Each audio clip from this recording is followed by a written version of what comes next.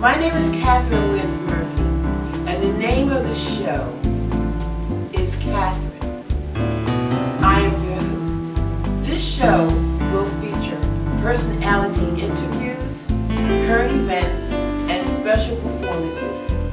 We will be promoting unknown and little known artists. Welcome to our 5th episode of Catherine. Today's artist is William Duke Wilson, better known as Duke of Wilson. A name created for him by Bob Perkins, radio personality and DJ on Temple's jazz station WRTI. He developed an interest in music at a very young age. Born and raised in North Philadelphia, he learned to hone his skills on Columbia Avenue. He taught himself by associating and playing with other musicians. That the drum is the heart of music. Without the rhythm drums provide, there is no life to music.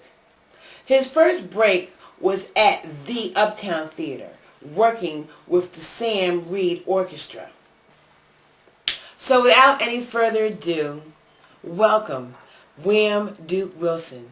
Duke of Wilson.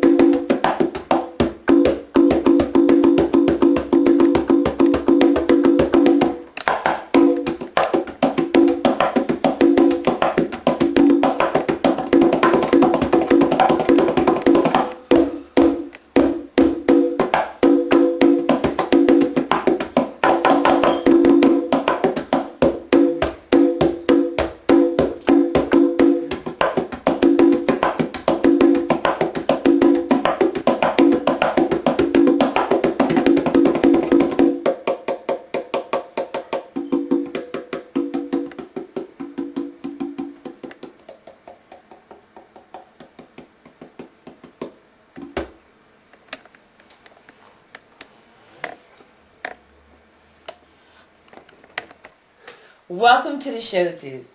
Oh, thank you. You're welcome. Tell me, how did you get this name, Duke of Wilson? Well, I was performing at what was called at the time the Blue Note at Washington Lane and Langton Pike here in Philadelphia. They had jazz on Monday nights, the jam sessions. I was playing with Tony Williams at the time, and I still play with Tony Williams. Mm-hmm. Bob Perkins was the MC. And he cleverly gave me that name, Duke of Wilson, like Duke of Earl. Right.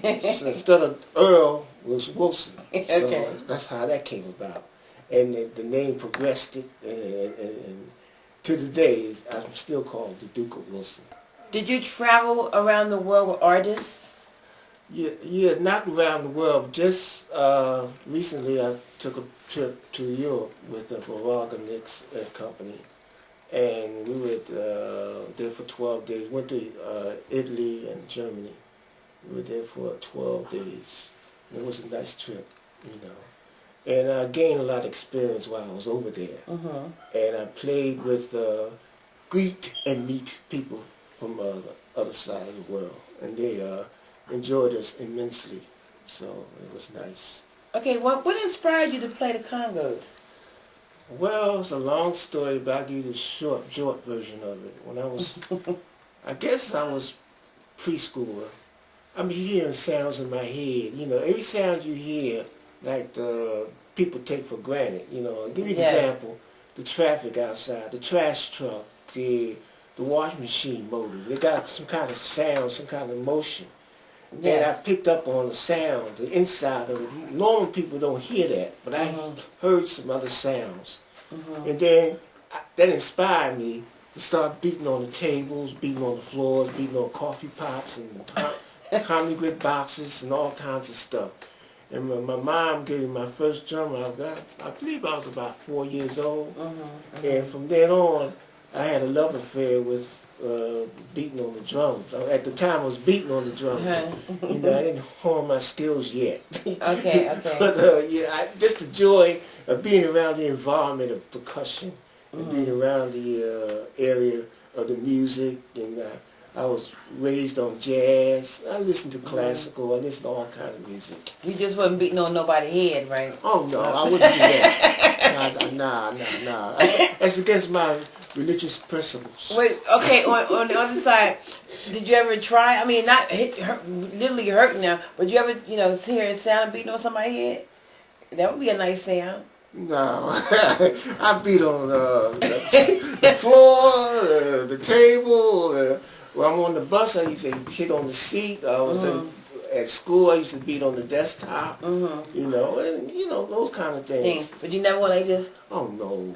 Did you hear the sound? No, I moved my mouth. I get make sounds on my mouth. People look at me like, well, he's from Jupiter? Okay. Yeah. Okay. Yeah, but, being married to your lovely wife, the Duchess, Marie. Yes. How is a married life when you're married? And you're into music, and how is it like stable? Because most marriages don't last, when you're a musician. Well, how did yours? Well, it'll be 17 years this year, so Okay. I guess it's all right.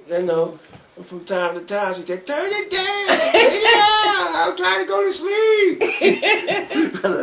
But, me being a percussionist, I don't think about those things. I just think about trying to hone more of my skills. Yeah. But anyway, I kind of backed off a little bit, but yet still, I do something differently now. Instead of hitting the drum, I play with my mind. Everything that I do now, I have it still in my mind. That's another way of practicing. Yeah. And you give out lessons too. Yeah, I do privately, and hopefully, like if I get enough students, I can start. Well, I'm doing something now. I'm developing a group. Yes. The guys I play with now, you saw on the video that was on my house. Yes. That's some of my students. Oh, you have to see. Oh, they're absolutely marvelous. Those are my students. Yeah, you was attacked years ago, and your tendons was severed. Yeah, I was attacked by a knife point, which delayed my actions and playing for a little bit. But anyway, after I had 2 procedures done, I can't straighten my fingers like my left hand. So I had to have 2 procedures done, and then after that, the doctors predicted I would never ever play drums again. Really? Yeah, he said that I won't ever do that again. And so I persevered for about 2.5 years. Okay. Willingness to play, because I wanted to do this so badly. Okay. That's right. So anyway, I hung in there, and after the 2 years, I got myself together. Okay. And with amazement, everybody was oohing and ah, and I said, "Oh well, that's the work of the Creator." That's right. Absolutely. And that's what I did when I first came out publicly. I did a recording with Monette Settler. Okay. She's a jazz lady. She's a jazz guitarist. Yes. I call her the lady of the jazz guitarist. Okay. But anyway, I did a couple of albums with her. Part of the group with her. Yes. That's after my accident, and then 15 years later, I met the same doctor. He saw my picture in the article. Okay. And he couldn't believe that was the same person. God is good. God is great. Yes. So that's all I can say about that. He didn't let nothing stop him at all. Keep going for your dreams. Yeah. So you want to talk about like your where you working at now down Shelton Avenue that people can come see you? Well, right now I'm not working too many places right now, but I'm like freelancing. Okay. And what I do now is when a job is available, I avail myself to a job. But Monday nights I'm at Rose's Jazz Club at Schoolhouse Lane in Germantown. Okay. I'm there every Monday from 6 to 10 with Tony Williams. Okay. You know. Okay. And then whatever job is available, I perform. Do you have a website or how they can? No, I don't have a website yet. Can anyone contact you if they need you? Yeah, they for performances. They know my number, and those who don't know my number, they can get my number. Okay. Very well explained. Okay. Yes. Okay. So, being a musician, has it been very gratifying for you? Yes, it has. It has been very gratifying because, in fact, that's part of my life. Yes. Music is my life. It's like what I said, my philosophy is, my motto is, it's not how fast you go, it's how well you go fast. Okay. Meaning, everything's in life, you know, that's how it is. Well, I hope to do some work with you in the near future because you're awesome. I sing your work. I sing your play. I sing it. Even sing. You know. Oh, you gotta hear it. You gotta hear it because I know it's gonna drop a bomb. Okay. Thank you all for joining in on our episode, our 5th episode with Duke Wilson. And may God bless you always. And do have a blessed day.